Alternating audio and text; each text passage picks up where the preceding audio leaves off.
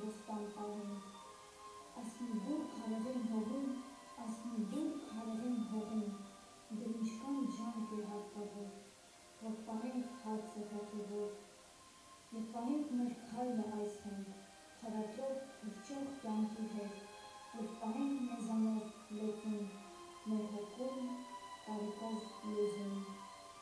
սեփական մեր բույրը պահենք, և պահենք մեր համը սեփական, սեփական մեր գույնը պահենք, և ապրենք տունը սեփական, և տոն ու գերդաստան պահենք, և պահենք այս հողը մի դուր, անունը Հայաստան պահենք։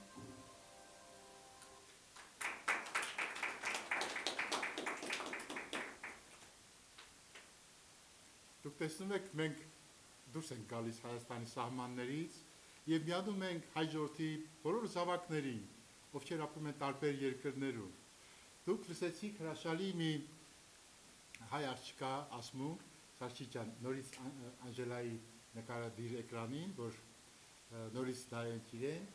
մի մաքրություն, թող կանգնի, ահա, շատ լավ է, մաքուր պայծառ աղջիկ, որ ապրում է Բելարուսիայում, սիրում է Հայաստանը անսահման,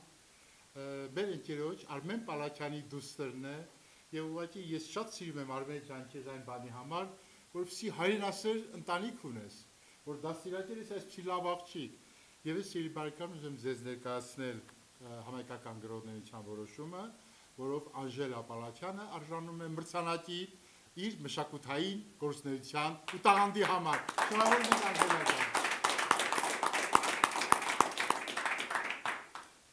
Այսպես են գործանում։